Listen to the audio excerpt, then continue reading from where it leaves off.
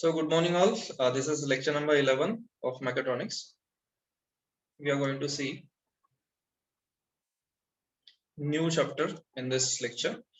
So prior to that, we have to take what is your small revision what we have learned in last 10 lectures.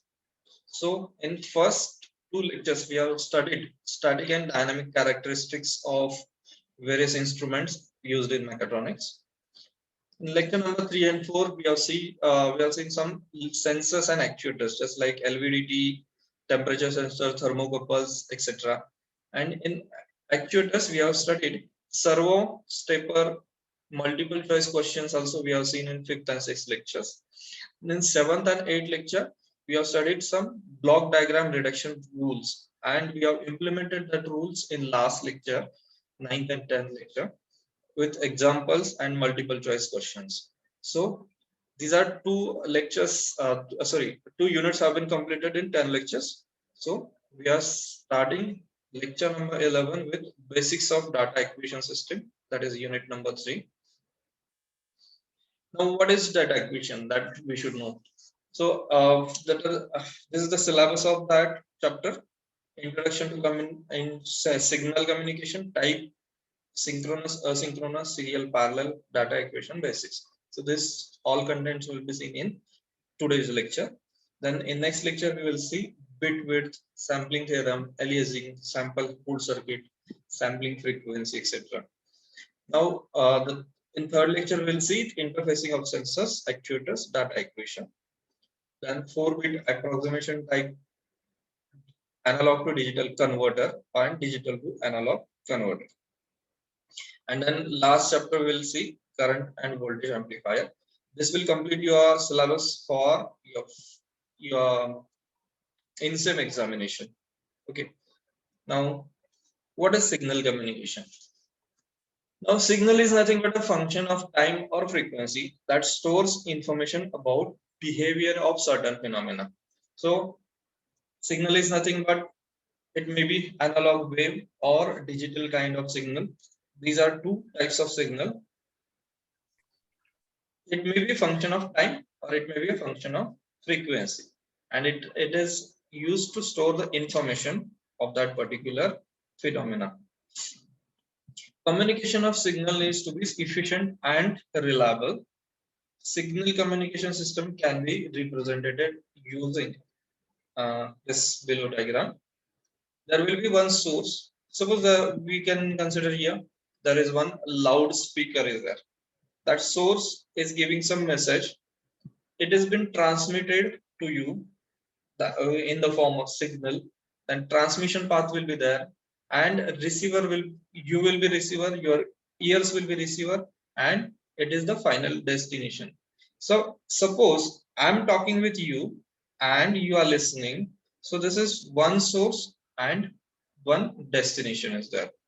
If there is noise or interference in between that particular path, then the signal may not get communicated up to you. So this is a simple example of signal communication. Now there are two types of communication. We'll see first, that is parallel communication. In parallel communication, for 8-bit, okay, this bit concept will be in third or fourth lecture, but this is not about bit is nothing but binary signal. So separate wires for each bit, and 8 bits will be there. So 8-bit wiring system will be called as a parallel communication system. For each parallel link, there will be separate line. This serves to inform the receiver when data is available. In addition, another line may be used by the receiver to inform the sender that data has been used and it is ready for next data. So this is a symbol, or we can say parallel data communication, in which we can use clocks. So this is sender, this is receiver, and data lines are there, and data has been used or not used, that can be communicated with sender and receiver through media. In case of serial communication, each bit is sent over a single wire, one after other. No lines are used to convey clock, that is timing information. If no clock information was sent, receiver would misinterpret the arriving data due to bits being lost or going too slow. There are two types of serial transmission depending on how clock is embedded into serial data.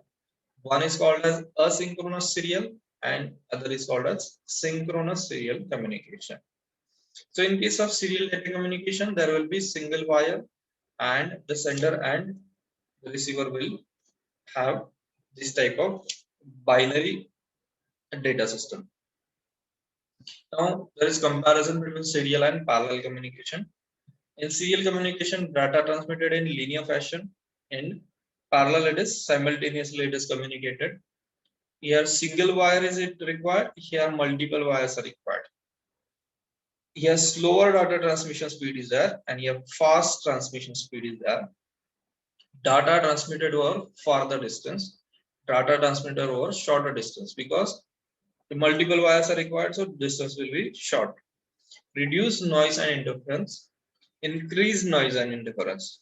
Why? That we are going to see again. Economical data transmission, because there is only single wire required, and expensive because it requires multiple wires. So this is a simple example. USB. You are using a USB keyboard, mouse, and USB drive also. SATA, that is a hard drive. Here in parallel data communication, it is IDE connectors or PCI expansion ports that we know very well. Multiple wires are there in PCI expansion ports. So that is called as a parallel communication system. Now, data can be transmitted through synchronous, that is a serial communication type. In case of synchronous system, sender and receiver to be present at the same time for communication to happen. Blocks of data are transferred at one time. Time-dependent communication, sender and receiver need to be synchronized by external clock. Transmission speed is faster in this case, in case of some synchronous system. Complicated and expensive approach is there. An example is telephonic conversation. We know that in telephonic conversation, sender and receiver should be present at the same time.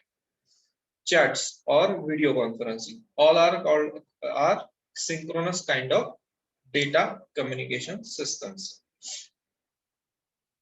Asynchronous.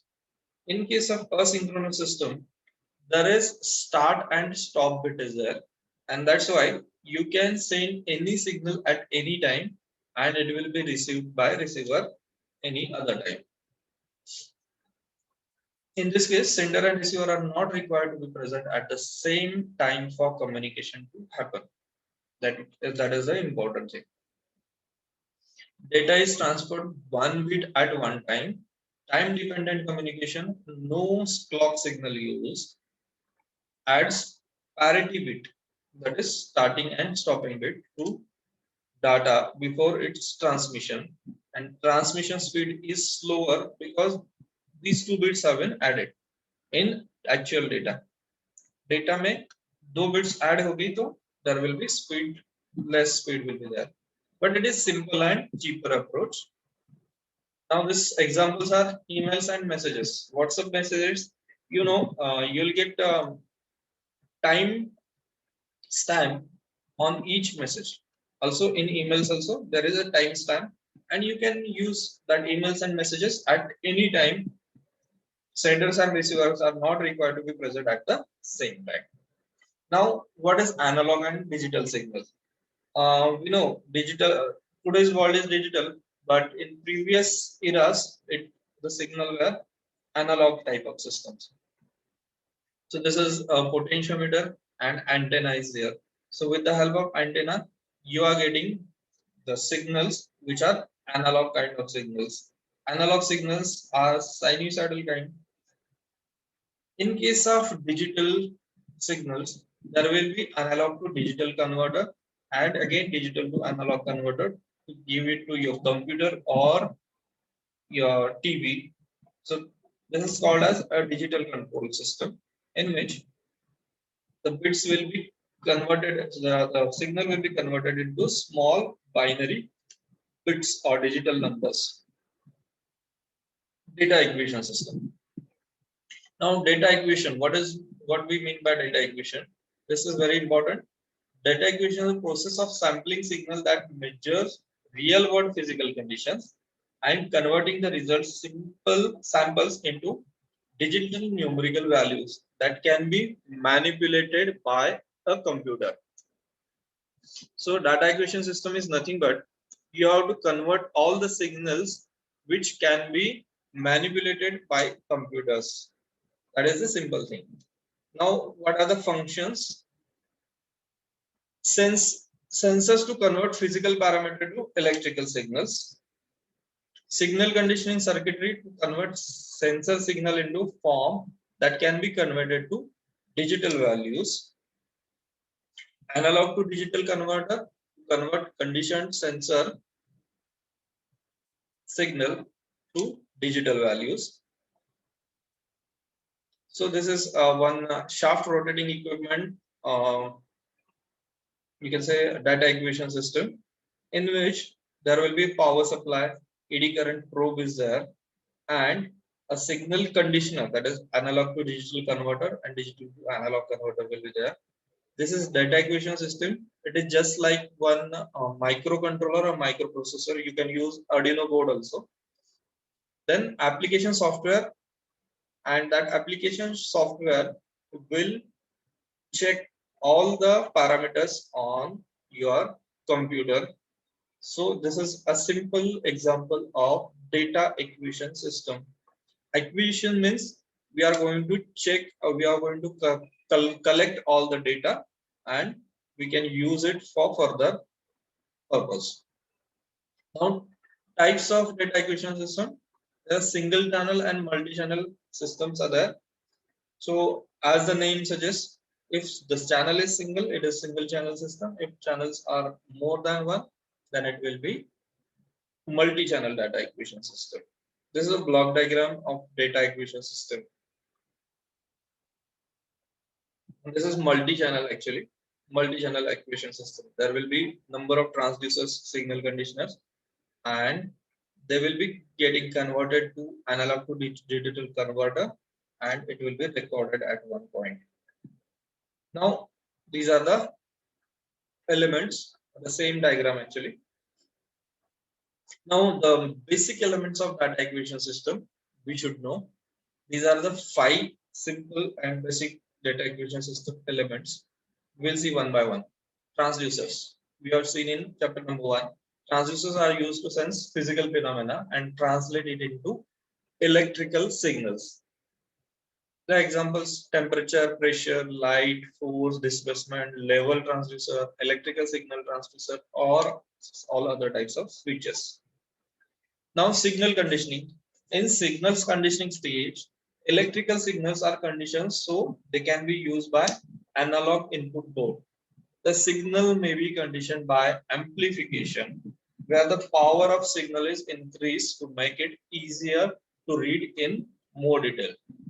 Isolation may also occur so that the input and output circuitry do not interfere with each other.